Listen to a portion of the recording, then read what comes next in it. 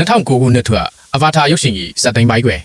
RTA စစ်တပ်မှလူသားကျူးကျော်သူများကို Pandora ဂျိုဘော်ရှိ Navi မျိုးနွယ်စုများနှင့်တရိတ်ဆန်များ၏စူးစီးထားသောအင်အားဖြင့်အောင်မြင်စွာတိုက်ထုတ်နိုင်ခဲ့သည်ကိုတွေ့မြင်ခဲ့ရသည်။ Netiri နှင့် Jake တို့သည် RTA လုံခြုံရေးတပ်ဖွဲ့၏အကြီးအကဲ Mind Squarage ကိုအောင်မြင်စွာနှိမ်နင်းနိုင်ခဲ့ကြသည်။ Pandora ဘော်ရှိကြန့်ရှိနေသောလူသားများကိုဂျိုဘော်မှနှင်ထုတ်ခဲ့တော်လဲသစ္စာရှိသည့်လူသားအနှဲငယ်ကိုမူနေထိုင်ခွင့်ပြုခဲ့သည်။ Jake ဆူလီသည်သူ၏လူသားခန္ဓာကိုယ်ကိုစွန့်လွတ်ကာသူ၏စိတ်ဝိညာဉ်ကိုအိုမာတီကာယာမျိုးနွယ်စု၏အကြီးအကဲအိုလိုယက်တန်အဖြစ်အဖာတာခန္ဓာကိုယ်အတွင်းသို့အပီးပိုင်ပြောင်းရွှေ့ခဲ့သည်သူ၏လူသားအမှတ်အသားကိုလည်းစွန့်လွတ်ခဲ့သည်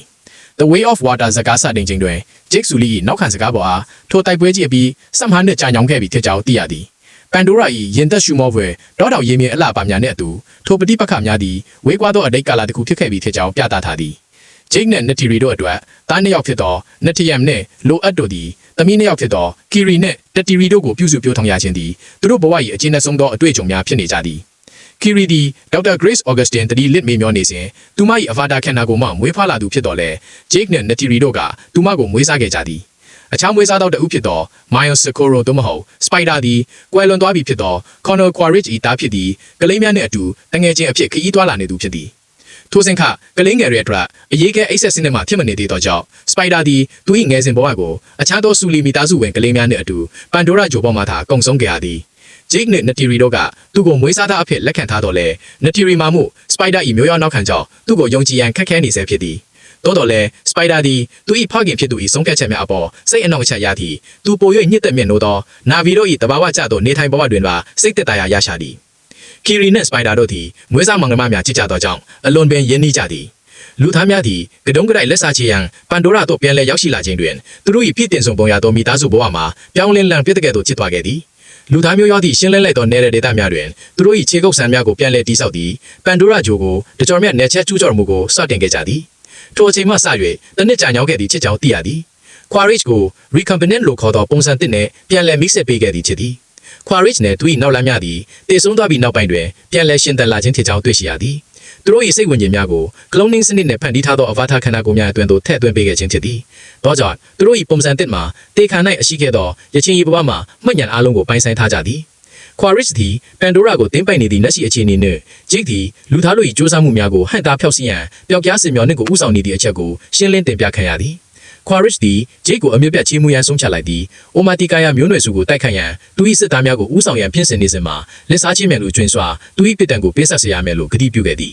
။ပျောက်ကြားစင်မျောနှင့်ကိုဆက်လက်ဆင်နွှဲနေချိန်တွင် Jake ၏သားတွေကိုကင်းလော့တာဝန်များကိုပေးအပ်ခံရသည်။တားငယ်သောလိုဘက်သည်မိမိကိုယ်တက်တည်ပြလိုကအန်တီရဲ့စီတို့လူရက်ကိုလွတ်လိုက်ခဲ့သောမှသူ၏အကိုဖြစ်သော Netiyam ကိုပါဘေးဒုက္ခအတွင်းသို့ဆွဲသွင်းလိုက်သလိုဖြစ်သွားသည်။ဒီလိုသည် Omatikaya မျိုးနွယ်စု၏အခြေစိုက်သောဖြစ်သော Haluia ထောင်တန်းသို့ရောက်ရှိလာချိန်တွင် Jake သည်သူ၏သားတွေကိုအလွန်ပင်ဒေါသထွက်နေသည်။ဒေါသတကြီးနှင့်စိတ်ပျက်စေလက်နေသော Jake ကို Netiri ကဖြောင်းပြရန်ကြိုးစားခဲ့သည်။ Jake မှာသူ၏သားတွေကိုဒီလိုပြင်းထန်နေဆုံးမနေရခြင်းသည်သူတို့ကိုဆုံးရှုံးရမယ်လို့ကြောက်ရွံ့နေကြောင်း Netiri ကိုရှင်းပြခဲ့သည်။နောက်ပိုင်းတွင် Jake ၏သားတွေသည်တောနက်တွင်သို့ဆွင့်ကြောက်သွားလာနေစဉ် Netiri ၏လက်ချက်သို့ Quaritch တည်ဆုံးသွားခဲ့သောစစ်ပွဲကြီး၏နောက်ဆုံးတိုက်ပွဲဖြစ်ပွားသောနေရာသို့ရောက်ရှိသွားကြသည်။တီတို့မသိလိုက်ကမှာထိုအချိန်တွင်ပင် Quaritch နှင့်သူ၏လူများသည်ထိုနေရာသို့အတိအကျရောက်ရှိလာခြင်းဖြစ်သည်။ Quaritch ကကလေးများကိုစုံစမ်းစစ်ဆေးပြီးဖမ်းဆီးလိုက်ချိန်တွင် Quaritch သည်သူ၏သားကိုချက်ချင်းမှတ်မိသွားတော်လဲထိုကဲ့သို့တွေ့ဆုံရမှုကြောင့်အစပိုင်းတွင်အံ့ဩသွားခဲ့သည်။အချိန်ဒီမှာပင် Jake နှင့် Netiri တို့ရောက်ရှိလာပြီးသူတို့၏ကလေးများကိုကယ်တင်နိုင်ခဲ့တော်လဲ Spider တူးတဲ့တလင်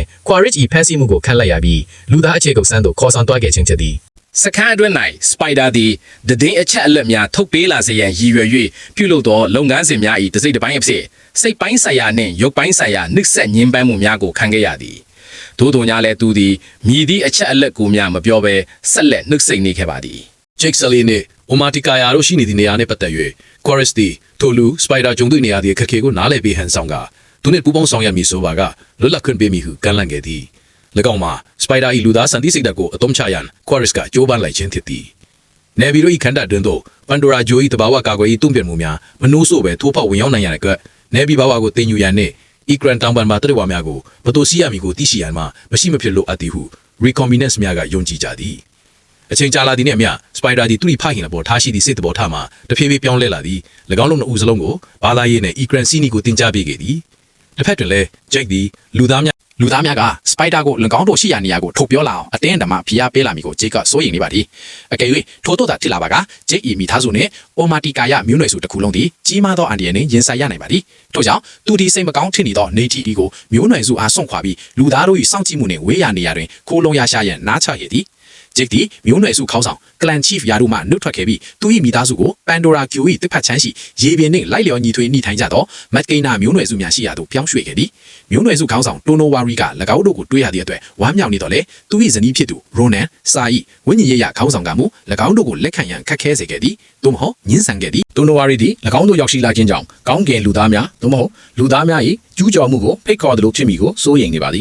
်စူလီမီသားစုဝင်များတွင်လူသားမျိုးရိုးပြီးသော human heritage ပါဝင်နေသောကြောင့်အစပိုင်းတွင်မျိုးနွယ်စုဝင်များ၏အနှိမ်ခံခဲ့ရသည်သို့တော်လည်း၎င်းတို့သည်နေထိုင်မှုပုံစံအသက်တွင်လင်းမြန်စွာအသားကျအောင်နေထိုင်နိုင်ခဲ့ကြသဖြင့်မျိုးနွယ်စု၏လေးစားမှုကိုမကြာမီပြန်လည်ရရှိခဲ့ကြသည်တိုနိုဝါရီ၏သားအာနောင်နှင့်သူ၏တငယ်ချင်းများ၏လက်စားမှုကိုခံရပြီးနောက်လိုအပ်သည့်ပင်လယ်ပင်ထဲတွင်တယောက်တည်းမျောပါသွားခဲ့ပြီးအသက်အန္တရာယ်ဆိုးရင်ရသည့်အခြေအနေနှင့်ရင်ဆိုင်ခဲ့ရသည်ကျောင်းဘက်ဖဲကောင်းပေါပင်လယ်အောက်သားရဲတကောင်အာကူလာ၏အန်ဒီယန်နှင့်ရင်ဆိုင်နေစဉ်ပါယာကန်သည်လိုအပ်ကိုကဲတင်ရန်ရောက်ရှိလာခဲ့သည်ထိုကွန်များသည်အလုံးမြင်မှာသောအသိဉာဏ်ရှိသည့်ဝေလငါနှင့်တူသောတတ္တဝါများဖြစ်ကြသည်၎င်းတို့သည်အကြမ်းမဖက်လျေဝါဒကိုတင်းကျပ်စွာလိုက်နာကြပြီးမက်ခိုင်နာမျိုးနွယ်စုများနှင့်မိသားစုကဲ့သို့ယဉ်နီးသောတန်ရောစဉ်ရှိကြသည်လိုအက်ပြန်ရောက်လာသောအခါမျိုးနွယ်စု၏ယုံကြည်ချက်အရလူတတ်သမားနှင့်အပယ်ခံချက်သတ်မှတ်ခံထားရသောပါယာကန်နှင့်ဆက်သွယ်ပြောဆိုခဲ့သည့်အတွက်အဖြစ်တင်ဂျိမ်းမောင်းခြင်းခံခဲ့ရသည်လိုအက်သည်ထိုဆွဆွဲချက်ကိုယုံကြည်ရန်ခက်ခဲနေပြီးနောက်ဆုံးတွင်ပါယာကန်နှင့်ဆဟဲလူအာယုံကျော်ချင်းချိတ်ဆက်ခြင်းပြုလုပ်ခဲ့သည်ထို့ပြုလုပ်ခြင်းသည်ပါယာကန်၏မှတ်ဉာဏ်များမှတစဉ်လူသားဝေလငါဖန်ပမာများကသူ၏မိသားစုကိုရက်ဆက်စွာတပ်ဖြတ်ခဲ့ပုံနှင့်ပါယာကန်မှာအပြစ်မရှိကြောင်းကိုမြင်တွေ့ခဲ့ရသည်ပါယာကန်၏မှတ်ဉာဏ်များမှတစဉ်လိုအက်သိရှိလိုက်ရသည်မှာမြန်မာဘာသာသို့တိုက်ရိုက်ပြန်ဆိုပေးထားပါသည်လူသားဝေလငါဖန်သမားများကပါယာကန်၏မိသားစုကိုတပ်ဖြတ်ခဲ့ခြင်းဖြစ်သည်ထိုအကြောင်းကိုအခြားသူများယုံကြည်လာအောင်မဖြောင်းဖြနိုင်သည့်အတွက်လိုအက်သည်စိတ်ဓာတ်ကြနေပါသည်သူကိုယ်တိုင်လည်းအပြင်လူတစ်ယောက်ကဲ့သို့ခံစားနေရသူဖြစ်သဖြင့်ပါယာကန်အပေါ်ပိုမိုစာနာနားလည်ပေးနိုင်ခဲ့ပြီးရခင်ကထပ်ပင်ပို၍ထိုသို့ခံစားနေရသည်ရိုနာနှင့်တိုနိုဝါရီတို့၏သမီးဖြစ်သူစီရီယာသည်လိုအက်၏တငယ်ချင်းဖြစ်လာပြီးနောက်ဆုံးတွင်လိုအက်ကပါယာကန်နှင့်ပတ်သက်သည့်အမှန်တရားကိုသူမအားဖွင့်ပြောပြခဲ့သည်ထိုအတော်တွင်လူငယ်ကစုသည်ရေပြင်ကိုဆက်လက်စူးစမ်းလေ့လာကြပြီးစီရီယာသည်၎င်းတို့အားမက်ကင်နိုင်တို့၏အမြင့်မြတ်ဆုံးနေရာဖြစ်သောဘိုးဘွားတို့၏ပင်လယ်အော် Cove of Ancestors တို့ခေါ်ဆောင်သွားခဲ့သည်ထိုနေရာတွင်အေဝါနှင့်နဖျားမနှင့်ချိတ်ဆက်နိုင်ရန်အချောက်သောဝိညာဉ်သစ်ပင်ရှိနေပြီး၎င်းမှာအိုမိုတီကာယာတို့၏ဗီတရာယာရာမူနော့နှင့်စင်တူသောအရာမျိုးဖြစ်သည်မက်ကင်နိုင်တို့၏ရေအောက်အလှပါတွင်နှင်မျောနေသောခီရီသည်ထိုသစ်ပင်နှင့်စာဟီလူအာယုံကျော်ချိတ်ဆက်မှုပြုလုပ်ခဲ့ပြီးနောက်ဆုံးတွင်သူမ၏မိခင် Grace နှင့်မျက်နှာချင်းဆိုင်တွေ့ဆုံခဲ့ရပါသည်ခီရီက Grace ကိုသူမ၏ဖခင်မှာမြတ်သူနှင့်သို့မေးမြန်းနေစဉ်မှာပင်သူမမြင်တွေ့နေရသည့်မြင်ကွင်းများပျောက်ပြဲသွားပြီးပင်လယ်တွင်ကူးခတ်နေမြင်အကြက်ယောဂစတင်ဖြစ်ပွားလာပါသည်ဂျေကီအကူအညီတောင်းဆိုမှုကိုတုံ့ပြန်ခဲ့ကြသည့် Norm နှင့် Max တို့ကခီရီအားမက်ကင်နိုင်တို့၏ဝิญဉ်သစ်ပင်နှင့်ဆက်လက်ချိတ်ဆက်ခွင့်မပြုရန်ဂျေကိုတတိပေးခဲ့ပါသည်ထို့သို့ထပ်မံပြုလုပ်ပါခီရီတေဆုံးသည့်အထိဖြစ်သွားနိုင်သောကြောင့်ဖြစ်သည်နော်မနစ်မက်စတိုသည်ချိတ်ရှီယာနေရာသို့ရောက်ရှိလာကြသည်ထိုတော်တွင်ခွာရစ်သည်နော်မနစ်မက်စတို၏လေကြောင်းအချက်ပြမှုကိုခြေရာခံလိုက်ရင်းသူ၏တက်ဖွဲ့ကိုကျွန်းပေါ်ရှိအခြေချနေထိုင်ရာနေရာများစီသို့ဥဆောင်ခေါ်သွားခဲ့သည်ကမ်းခြေသို့ရောက်ရှိသောအခါ၎င်းတို့သည်ဒေသခံများကိုနှိပ်စက်ကြပြီးနောက်ဆုံးတွင်ဒေသခံတို့၏ဤလူခေါင်းဆောင်ကိုတပ်ဖြတ်လိုက်ကြသည်ဤလူဆိုသည်မှာရေနေမျိုးဆွဲများတည်ယူပို့ဆောင်ရေးအတွက်အသုံးပြုသောပလီစီယိုဆောနစ်သူသည့်ရေနေတဲ့ဝါဖြစ်သည်စပိုက်ဒါသည်၎င်းတို့၏ရက်ဆက်ကြမ်းကြုတ်မှုများကြောင့်အတိုင်းထက်အလွန်တုန်လှုပ်ခြောက်ခြားသွားကရက်တန့်ပြန်တောင်းပန်ခဲ့တော်လဲမိတို့မှထိရောက်မှုမရှိခဲ့ပြီး၎င်းတို့၏ရဲဘော်တဲ့ဝါများအသက်ခံရမှုအပေါ်ဒေသခံတို့၏တုံ့ပြန်မှုကိုသိရှိပြီးနောက်ခွာရစ်သည်ရက်ဆက်ပြီးကောက်ကျစ်သောဝေလငါးသမား၏အကူအညီဖြင့်တူလ်ကွန်များကိုရန်ကားစွာလိုက်လံအမဲလိုက်မည့်အစီအစဉ်တစ်ခုကိုရေးဆွဲလိုက်ခဲ့သည်၎င်းတို့သည်ကျွန်းပေါ်တွင်ပုံအောင်နေသောဂျိတ်ဆာလီထော်လာစေရန်မြားခေါ်နေခြင်းဖြစ်သည်တူလ်ကွန်များသည်ရေနေနာဗီမျိုးဆွေများ၏ဝိညာဉ်ရေးရာမိသားစုဝင်များဖြစ်ကြသည်ထို့နောက်တွင်ဖြစ်ပွားခဲ့သောတူလ်ကွန်အုပ်စုလိုက်ကိုလိုက်လံဖမ်းဆီးပြီးအကြောင်းမဲ့တပ်ဖြတ်မှုကြီးမှာအနုံမင်ရက်ဆက်ကြောင်းမဲ့ဖွယ်ကောင်းသောဖြစ်ရများဖြစ်သည်တူနိုဝါရီမိသားစုသည်ထိုတူလ်ကွန်ဝှက်စုကို၎င်းတို့မိသားစု၏ဝိညာဉ်ရေးရာအစိတ်ပိုင်းတစ်ခုအဖြစ်သတ်မှတ်ထားကြပြီးရိုနယ်ကမူထိုအုပ်စုထဲမှတူလ်ကွန်မကြီးကိုသူမ၏ဝိညာဉ်ရေးရာညီမတော်အဖြစ်သတ်မှတ်ထားသည်အချင်းကပုံမပြင်းထန်သောလက်စားချီမှုများကိုလာထိပေါ်စီသည်နောက်ဆုံးတွင်၎င်းတို့မျိုးနွယ်စုတစ်ခုလုံးပြတ်သုံးသွားနိုင်ကြောင်းပြောပြကမက်ကိနာမျိုးနွယ်စုများကိုစစ်မတိုက်ရန်ဂျိတ်ကစ조사တားဆီးခဲ့သည်သို့တော်လည်းမက်ကိနာမျိုးနွယ်စုများသည်ထိုရက်ဆက်လာသောအစုလိုက်အပြုံလိုက်တပ်ဖြတ်မှုကြောင့်အလွန်အမင်းစိတ်ထိခိုက်ကြေကွဲကြပြီးလူသားများကိုစစ်တိုက်ရန်ပြင်ဆင်ကြလော့သည် အခြားသောနေဗီကလေးများသည်လည်းလိုအိတ်အင်နော့တို့ချက်ချင်းလိုက်ပါသွားကြပြီးရောက်ရှိလာတော့မီအန်ဒီရဲ့အကြောင်းကိုပါယာကန်ကိုသတိပေးရန်အပြည့်အလွှမ်းသွားကြသည်ထို့သောသွားစဉ် Quaritch နှင့်ဝီလင်ငါဖန်သမားများကပါယာကန်ကိုချီယာလန်ဒန်နဲ့ပစ်ခတ်ပြီးနောက်လိုက်လံဖမ်းဆီးနေသည်ကိုတွေ့ရှိခဲ့ကြသည်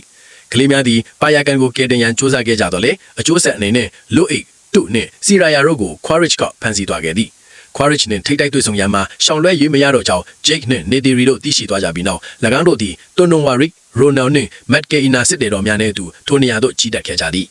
တိုက်ပွဲမစတင်မီ Quaritch က Jake ကိုရာသန်းတပင်ပေးခဲ့သည် Jake အနေနဲ့အဖမ်းခံမိလားသို့မဟုတ်ပါကသူ့၏ကလေးများထေဆုံးသွားသည်ကိုကြည့်မိလားဟုရွေးချယ်ခဲ့သည်Ronald ဒီလေသူမ၏အောက်အေးထားရတော့ဒေါသများကိုဖွင့်ထုတ်လိုက်သည်တယ်ခွန်များပျောက်ကွယ်သွားရခြင်းနဲ့လက်ရှိဖြစ်ပွားနေသောလက်ရှိချင်းများအတွက်တာဝန်ရှိသူမှာ Jake ဖြစ်သည်ဟု Ronald ကဒေါသတကြီးဆွဆွဲလိုက်သောအခါအဖြစ်မကင်းတို့ခံစားရသော Jake သည်မိမိကိုယ်ကိုအဖမ်းခံရန်သစ္စာဆိုခဲ့သည်ထိုအချိန်မှာပဲပါယာကန်သည်လိုအပ်ဓာတ်စကန်အဖြစ်ဖမ်းဆီးခံထားရသည်ကိုသိရှိသွားပြီးလူသားတို့၏အာယုံလွှဲရန်အတွက်ဝေလငါဖမ်းသမားများကိုစတင်တိုက်ခိုက်ပါတော့သည်အခွင့်အရေးရပြီးဖြစ်ကြောင်းသိလိုက်ရသည့် Jake နှင့်သူ၏ရဲဘော်များသည် Quaritch နှင့် RDA တပ်ဖွဲ့များပေါ်ထိုးစစ်ဆင်ရန်ဆုံးဖြတ်လိုက်ကြသည်ပါယာကန်သည်ဝေလငါဖမ်းသင်္ဘောကိုနှိမ့်မြုပ်အောင်လုပ်ပြီးသင်္ဘောသားများကိုကြောက်မထွက်ကောင်းသောတေချင်းတရားဖြင့်အဆုံးသတ်ပေးလိုက်သည်ထိုအချိန်များထိပြနေစဉ်တွင် Spider သည်သူအဖမ်းခံထားသောသင်္ဘော၏ထိန်းချုပ်မှုစနစ်များကိုဖျက်ဆီးသည့်ထွက်ပြေးရန်အခွင့်အရေးကိုအရယူခဲ့သည်သူသည်သူ၏ညီကို Spider နှင့်ညီမများကိုကယ်တင်နိုင်ခဲ့တော်လဲ Nedium Jake ၏သားအကြီးဆုံးမှမူထွက်ပြေးရန်ကြိုးစားရန်အသက်ခံလိုက်ရသည်ပြန်လည်ဆုံစည်းမိကြသောဆိုလီမီသားစုဝင်များသည်အကူအညီရရန်အပြင်းထန်ကြိုးစားနေကြစဉ် Jake သည်သူ၏နောက်ဆုံးမိနစ်များကိုရင်ဆိုင်နေရသော Nedium ကိုနှစ်သိမ့်ဖိနေခဲ့သည်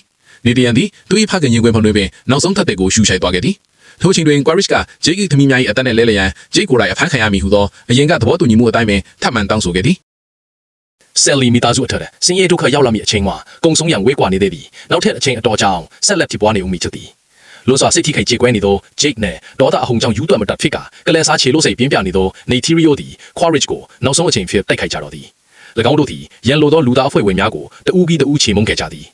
Quaritch သည်သူ၏ဂုဏ်တိတ်ခါကိုကာကွယ်ရန်အတွက် Kiri ကိုဓာစာခံအဖြစ်ဖမ်းဆီးခဲ့ပြီးတစ်ဖက်တွင်လည်းစိတ်ပြစ်အားလျော့နေသော Neteri က Quaritch ကိုစိတ်ပိုင်းဆိုင်ရာအရာဖိအားပေးရန်အတွက် Spider ကိုဓာစာခံအဖြစ်ပြန်လည်ဖမ်းဆီးခဲ့သည်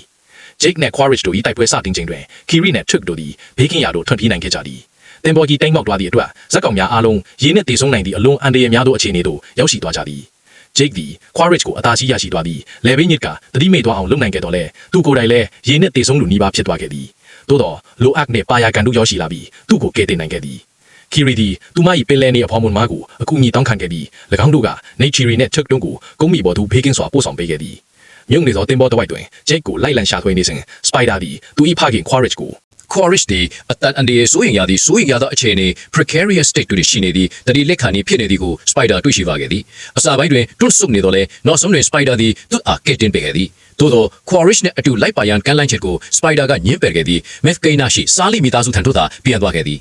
စားလီမိသားစုများသည်ဝမ်းနဲ့ပူဆွေးစွာဖြင့်နေတေယမ်ဤဇာပနာဖြစ်သောယင်းနေမျိုးစု၏အခမ်းအနားကိုပြင်ဆင်ကြသည်ဝိညာဉ်သစ်များကနေတေယမ်ကိုပွေ့ပိုက်လိုက်ကြစဉ်သူ၏ရုပ်အလုံးမှာရေအောက်သို့နှိမ့်မြုပ်သွားသည်ဘိုးဘွားတို့၏ပင်လယ်အော်အနီးရှိတောက်ပနေသောတန်တာကြောင်များပေါ်တွင်လဲလျောက်အနားယူသွားခဲ့သည်အတန်ကြာပြီးနောက် Jake သည် Matt Keina မှထွက်ခွာတော့မိအကြောင်းပြောပြရန် Tonowari ထံတွားရောက်ခဲ့သည်သို့တော်လည်းပင်လယ်မျိုးစုခေါင်းဆောင်များကစားလီမိသားစုကို၎င်းတို့၏မိသားစုဝင်များကဲ့သို့ပင်နှွေးထွေးစွာလက်ခံကြိုးဆိုခဲ့ကြသည်ကျူးကျော်သူများထံမှထွက်ပြေး၍မရနိုင်တော့ကြောင်းနှင့်၎င်းတို့ကိုပြက်ပြက်သားသားပြန်လည်ခုခံရမည်ကို Jake ကဆုံးဖြတ်လိုက်ပြီးနောက် Matt Keina ကိုပင်သူ့၏အိမ်ထက်အဖြစ်သတ်မှတ်ကရခင်ကတည်းပုံမခိုင်မာသောစိတ်ဓာတ်ဖြင့်ရှေ့ဆက်ရန်ဆုံးဖြတ်လိုက်ပါသည်ကြည့်ရှုမှုများအထက်ကျေးဇူးတင်ပါတယ်နောက်ထပ်တင်ဆက်ပေးမှာမို့ follow လုပ်ထားပေးဖို့မမေ့ပါနဲ့ခင်ဗျာ